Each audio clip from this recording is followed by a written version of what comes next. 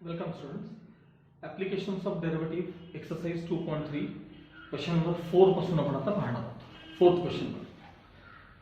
If Rolle's theorem holds for the function fx equals x cube plus px square plus qx plus 5, x belongs to rectangular bracket मध्ये 1 to 3 with c म्हणजे तो constant असतो का f dash of c equals 0 त्यातला c पण दिलाय त्यांनी with c equals 2 plus 1 by root 3 find values of p and q.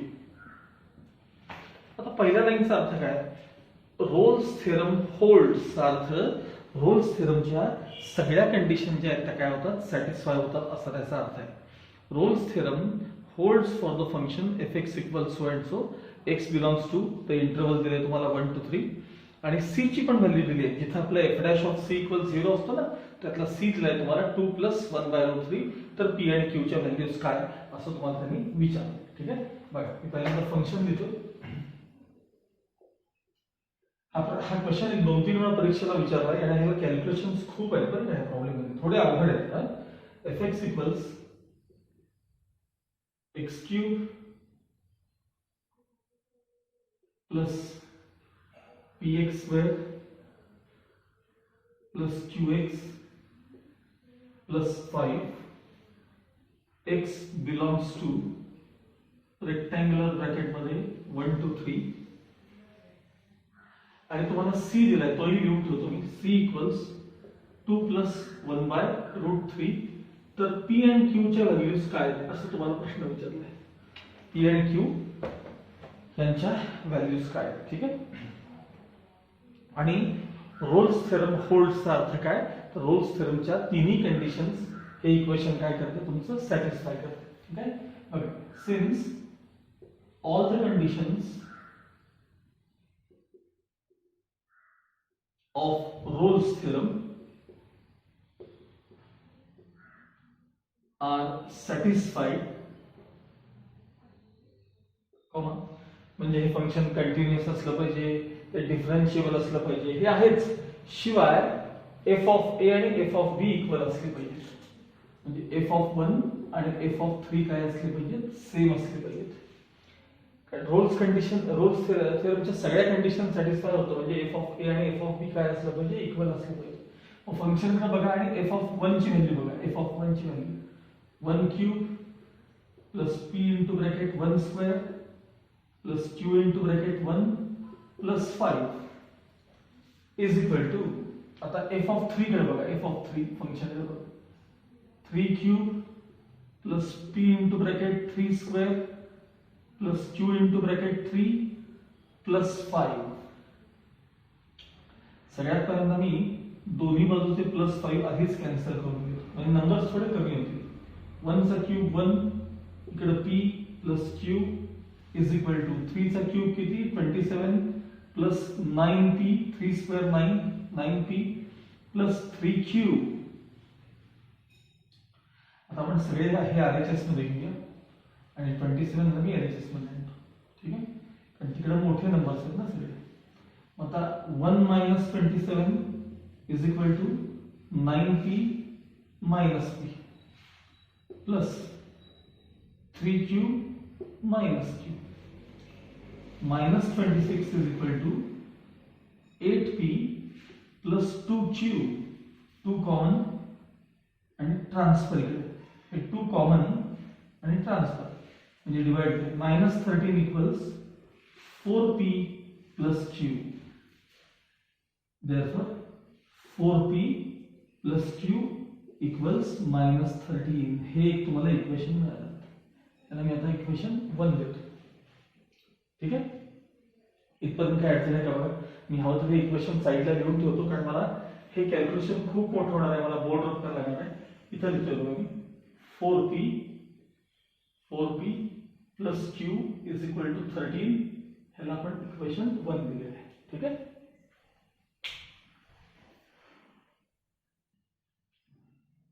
Okay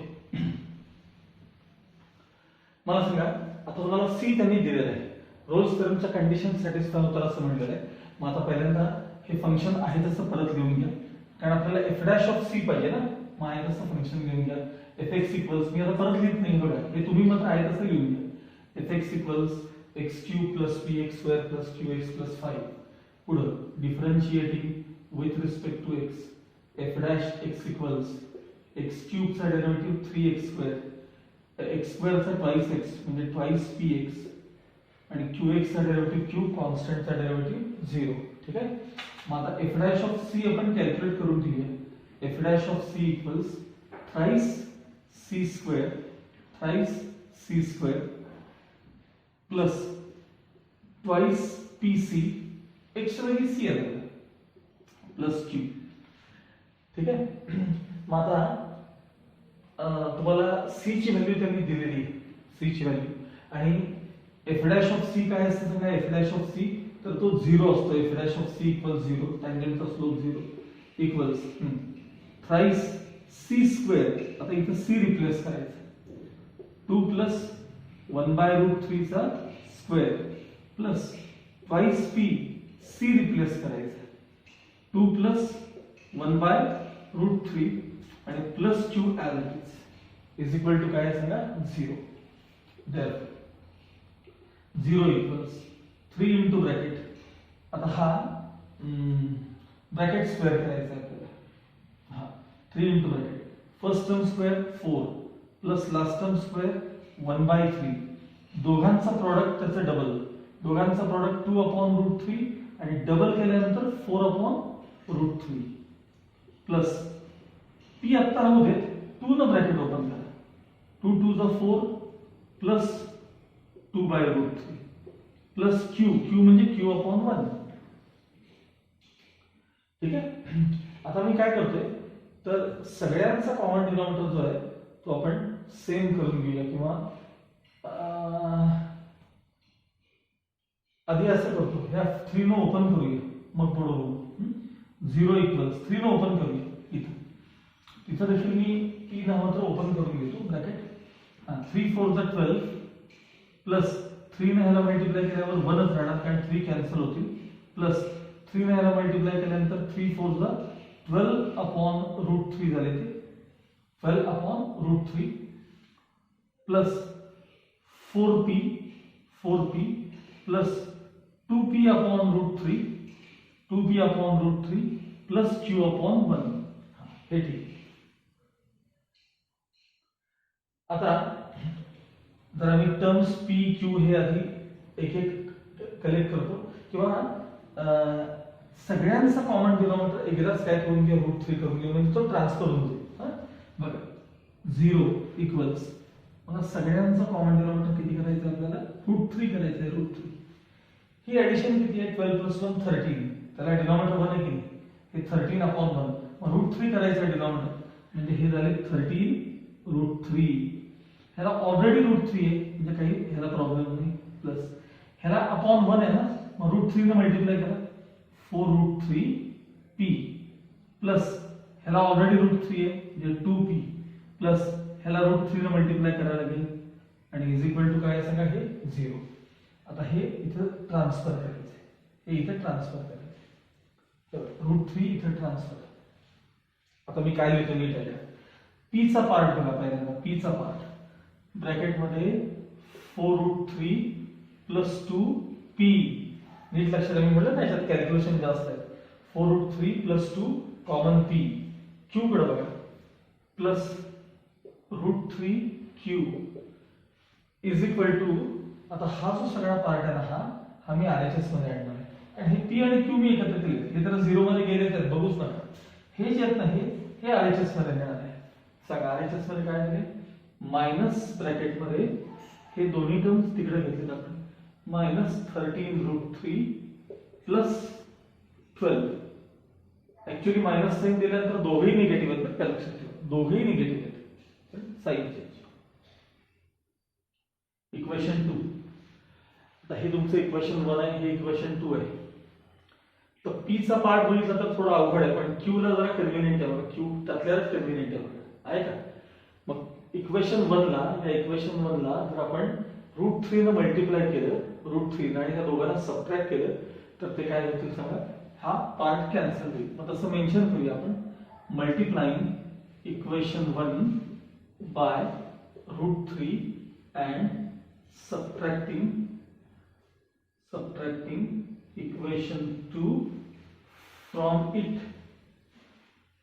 multiplying equation 1 by root 3 and subtracting equation 2 from it. चला equation 1 ला काय करा, equation 1 ला root 3 ने multiply, इथे आहे बघा equation 1 root 3 ने multiply करा, 4 root 3 p, मी अशी मुद्दामून जागा ठेवतो बरं का, प्लस root 3 q हे बघा याला multiply is equal to minus 13 root 3. झालं. आता खालचं इक्वेशन लिहायचं आहे. हा काय इक्वेशन आहे सांगा ते, 4 root 3 plus 2 p plus root 3 q equals minus bracket मध्ये 13 root 3 plus 12. हे इक्वेशन 1, त्यातून आपण 2 काय करणार आहोत, सबट्रॅक्ट करणार आहोत. इक्वेशन 2 आपण काय करणार आहोत, सबट्रॅक्ट. सबट्रॅक्ट करताना sign change sign change sign change. बघा हे काय झालं सांगा, आता हे आन्सर बघा, हे मायनस साइन आत जाणार आहे की नाही, हे बघा यातून हे मायनस होणार आहे. मी असं स्टेप लिहितोय बघा, 4 root 3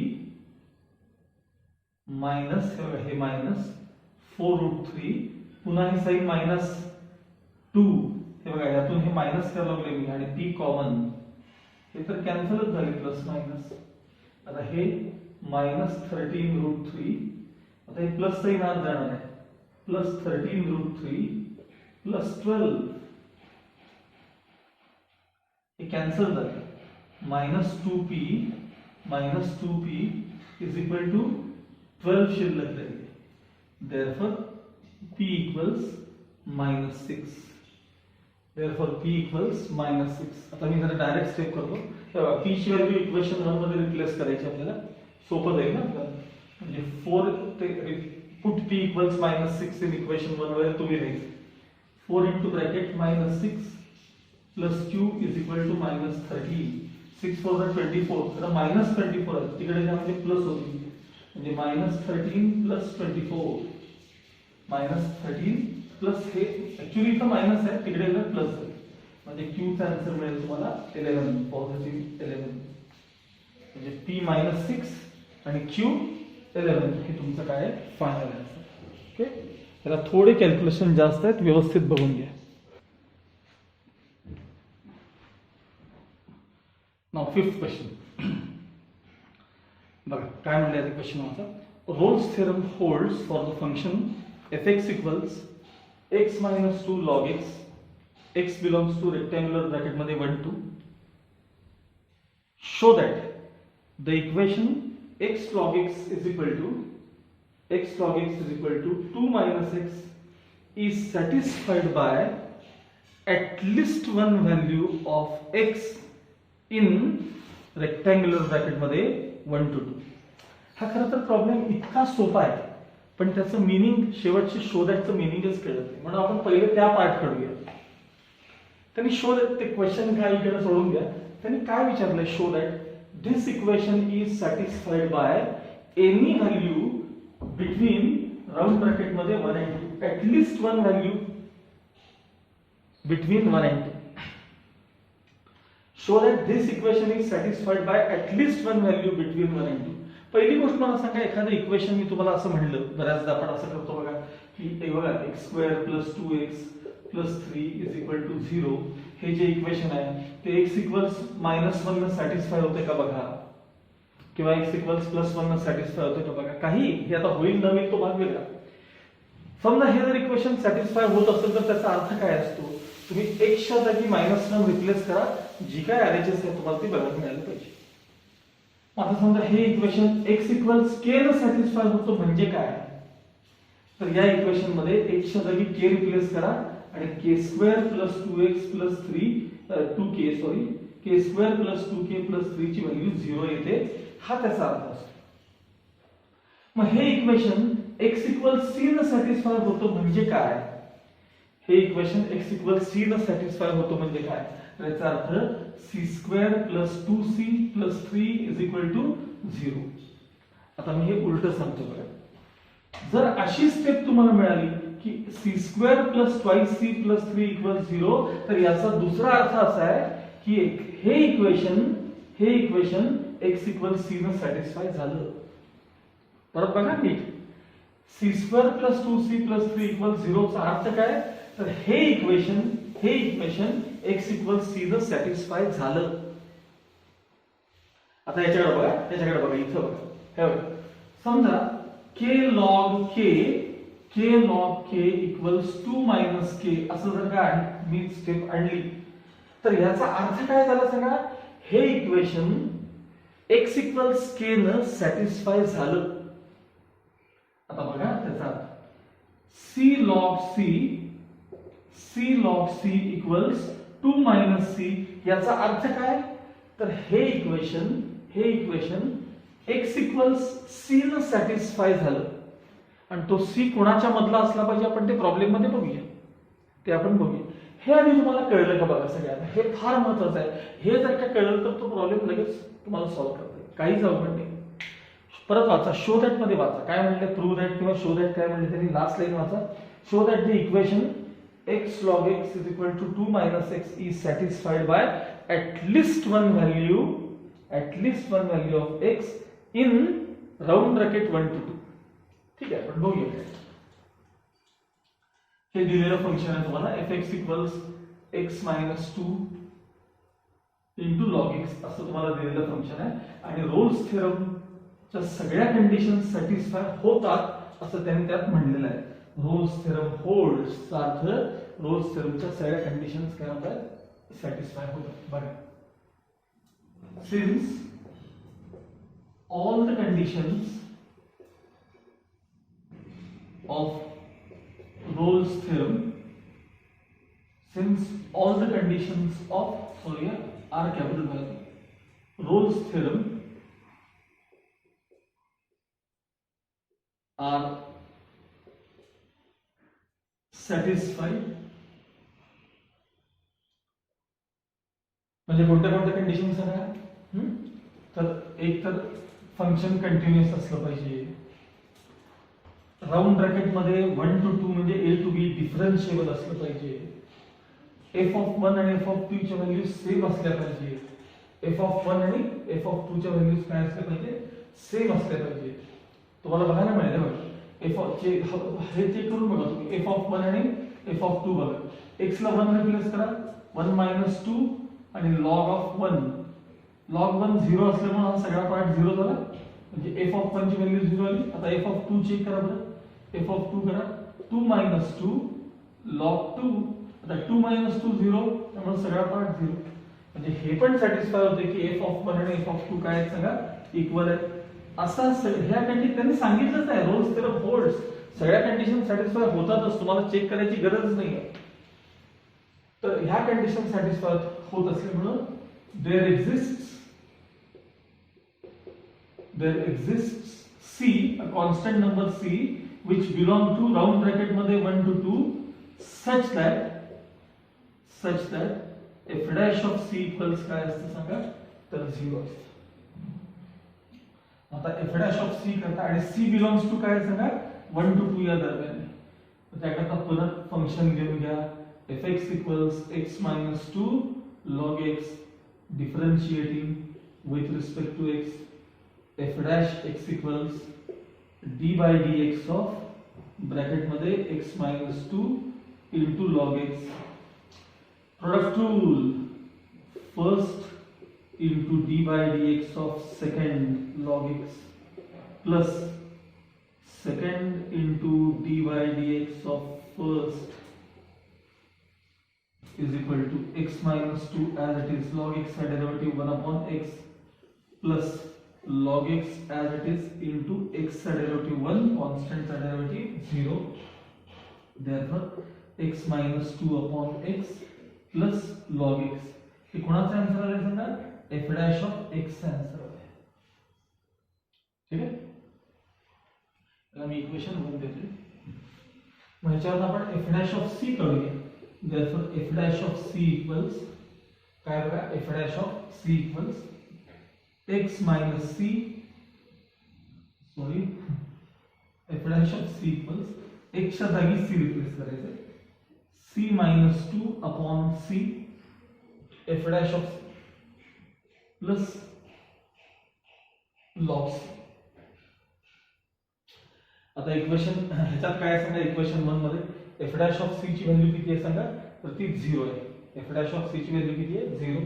मग खाली म्हणायचं from 1 f dash of c equal 0. सांगा एफ डॅश ऑफ सी म्हणजे काय सांगा, c minus 2 upon 2, c minus 2 upon c, sorry upon c, c minus 2 upon c plus log c equal 0. आता इथं क्रॉस मल्टिप्लिकेशन करूया, सी मायनस 2 प्लस इंटू 1 झाले plus c log c आणि upon c is equal to 0. हे transfer केले, काय आलं सांगा, c minus 2 plus c log c is equal to 0. हे दोघं RHS मध्ये जाऊ देत, म्हणजे c log c is equal to, हे मायनस सी प्लस झाले आणि हे मायनस झाले. काय रिलेशन आलं बघा, c log c equals 2 minus c. C कुठे आहे सांगा, सी कुणाच्या दरम्यान आहे, हे बघा इथे सी 1 to 2 च्या दरम्यान आहे. आणि c log c equals 2 minus c चा अर्थ काय झाला, मी मगाशी तेच सांगत होतो, याचा अर्थ झाला देअरफॉर किंवा इट मीन्स म्हणा, इट मीन्स द इक्वेशन हे बघा, x log x equals 2 minus x is satisfied by c which belongs to round bracket मध्ये 1 and 2. त्याने असं विचारलं होतं, show that this equation is satisfied by at least one value of x. तर बघा x ची व्हॅल्यू घेतली आपण c, at least one value of x which belong to round bracket मध्ये 1 2. हा इतका सोपा क्वेश्चन आहे, पण ते वाचल्यानंतर कळत नाही. हे उलटा विचार केला तरच हा प्रॉब्लेम समजतो. ओके,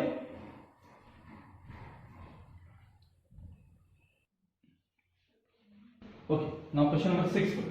आता इथं रोल्स थेरमचा तुमचा हा शेवटचा प्रश्न आहे आणि त्यानंतर मग लाग्रांजेस मीन व्हॅल्यू थेरमचा पार्ट स्टार्ट होतो. ठीक आहे, तर मी इथं हा क्वेश्चन झाला की थांबेन आणि 7th क्वेश्चन आम्ही आपण वेगळ्या व्हिडिओमध्ये पाहायचा. तो उलट खरं तर तसं जास्त सोपा आहे बरं का. रोल्स थेरमला 3 कंडिशन आहेत, त्याला तर फक्त 2च असतात. But the function fx equals x into bracket x plus 3, the function fx equals x into bracket x plus 3 into e raised to minus x by 2 satisfies all the conditions of Rolle's theorem on rectangular bracket मध्ये -3 to 0 x belongs to rectangular bracket मध्ये -3 to 0. Find the value of c such that f dash of c equals 0.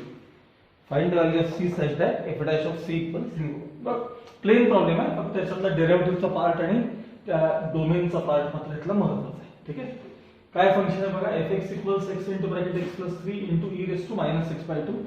ह्या फंक्शननं सगळ्या Rolls थेरमच्या condition satisfy केलेल्या आहेत. म्हणजे काय काय सांगा, तर फंक्शन कंटिन्युअस आहे, फंक्शन डिफरन्शिएबल आहे, त्यानंतर f of a आणि f of b इक्वल आहे. असं असेल तर find the value of c such that f dash of c equals 0 असं मग त्यांनी तिथं दिलेलं आहे. आता मी काय करतो, डेरिव्हेटिव्ह सोपा जावा म्हणून हा जो अल्जेब्रिक पार्ट आहे ना, हा सगळा एकत्र करतो. म्हणजे बघा fx इक्वल्स तेच फंक्शन आहे, फक्त x² + 3x त्याला x न ओपन केलं आणि e raised to minus x by 2 आहे तसे ठेवले आणि हे पाहिजे तर लिहा x belongs to rectangular bracket मध्ये -3 0. Since all the conditions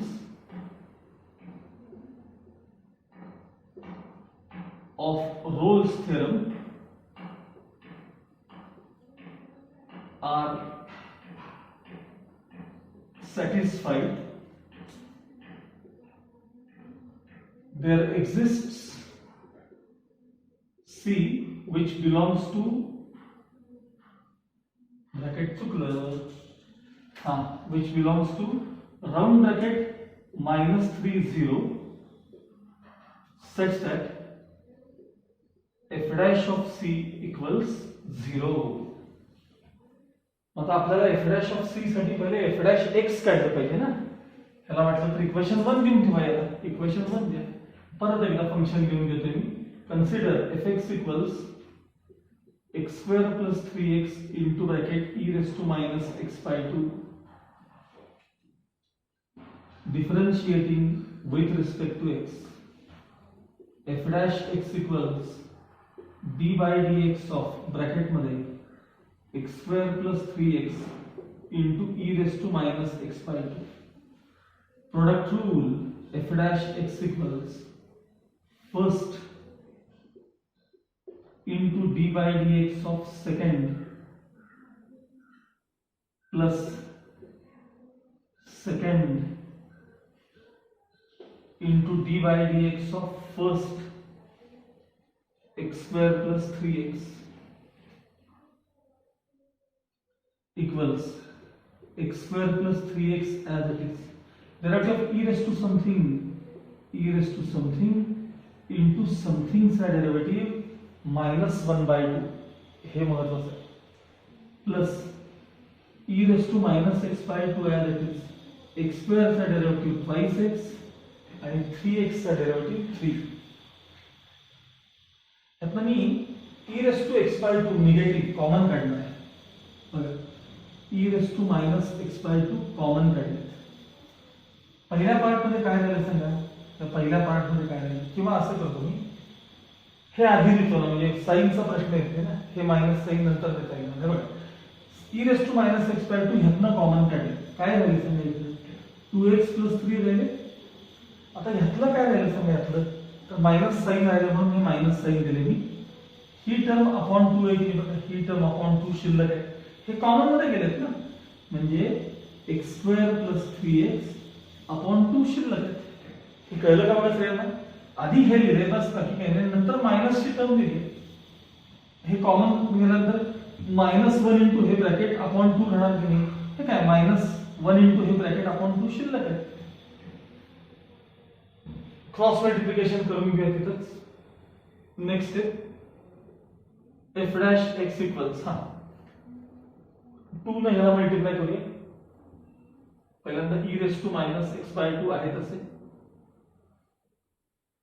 2 ने मल्टिप्लाय केल्यावर झाले 4x plus 6 4x plus 6 minus sign आत केल्यानंतर minus x square minus 3x upon 2. Therefore f dash x equals e raised to minus x by 2 into bracket पहिल्यांदा minus x square negative तर minus x square. मग ह्याचा answer 4x minus 3x म्हणजे plus 1x plus 6 upon 2 as it is. समजा तुम्हाला square term समजा negative नको असेल तर या ब्रॅकेट मधनं मायनस साइन तेवढं कॉमन काढा. मायनस बाहेर e raised to minus x by 2 into round bracket x square positive झाले मायनस एक्स मायनस 6 आणि होल डिवाइडेड बाय 2. ही कोणाची व्हॅल्यू आली सांगा. ही तुम्हाला आता f डॅश x ची व्हॅल्यू मिळाली. कोणाची व्हॅल्यू मिळाली तुम्हाला f डॅश x ची व्हॅल्यू मिळाली. आता आपण इक्वेशन ह्याला 1 द्यायला जायचं राहिले बरं का माहिती. इक्वेशन 1 करू ह्याच्यावरून आपण पहिले f डॅश ऑफ c तरी कॅल्क्युलेट करूया. सांगा minus e raised to minus c by 2 minus e raised to minus c by 2 into bracket c square minus c minus 6 upon 2. हे झालं तुमचं f dash of c. ठीक आहे. मग आता खाली द्यायचं from 1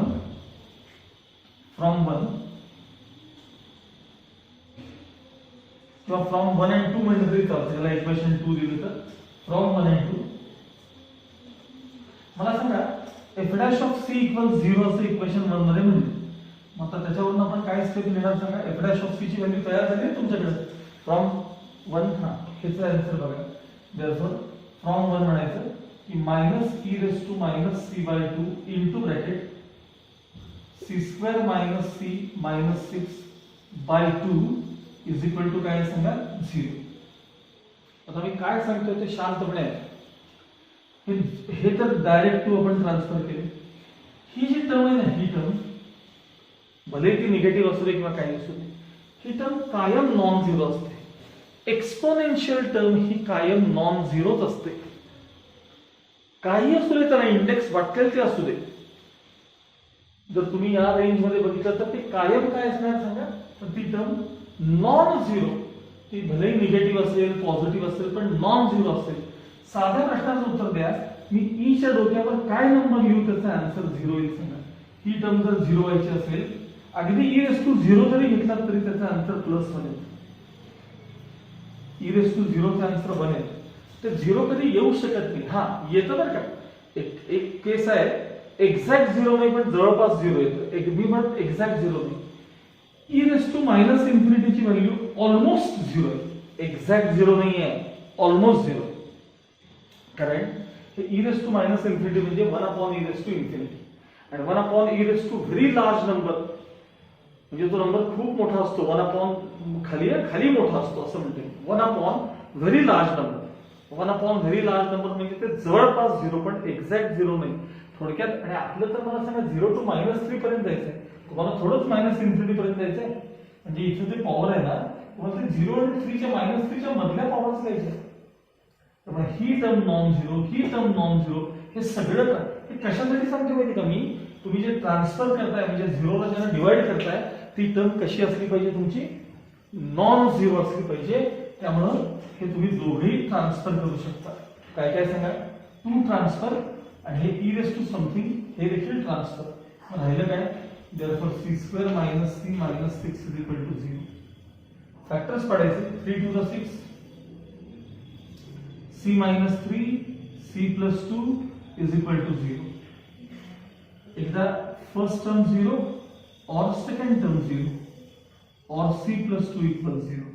Therefore c equals 3 or c equals -2.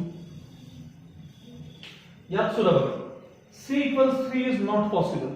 कारण सांगतो तुम्हाला, वरती हे बघा, हे याच्याकडे बघा, काय लिहायचं आता इथं, हियर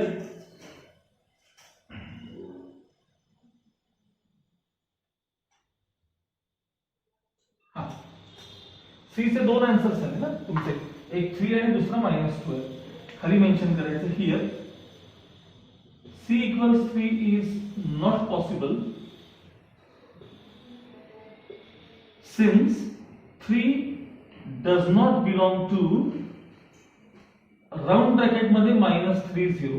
कारण ते ऍक्च्युअली हा डिफरन्शिएशनशी संबंधित पार्ट असतो ना, तेव्हा त्याला राउंड ब्रॅकेट वापरायचं असतं. 3 हा नंबर -3 to 0 मध्ये येत नाही, हा मात्र येतो. ठीक आहे, बट c इक्वल्स -2 अँड, किंवा आपण असं करूया, बटच्या ऐवजी इथं डायरेक्ट हे लिहूया आपण, but -2 belongs to round bracket मध्ये -3 to 0. बघा बरं याच्यामध्ये -2 येतो की नाही, असं असल्यामुळं therefore x is equal to, किंवा x नाही, c is equal to c ची value, therefore c is equal to काय आहे आन्सर, -2. हे त्याचं फायनल आन्सर आहे. बऱ्याचदा मुलं इथे येऊन 2 आन्सर्स काढून रिकामे होतात, पण त्यांचं लक्ष ह्याच्यावर नसलंय, डोबेलकडे. -3 to 0 या दरम्यान असलं पाहिजे. त्यामुळे c इक्वल्स -2 हे एकच आन्सर त्याचं बरोबर आहे. ओके, आता आपण क्वेश्चन नंबर 7 जो आहे तो मात्र आपण नेक्स्ट पिरियड मध्ये पाहणार.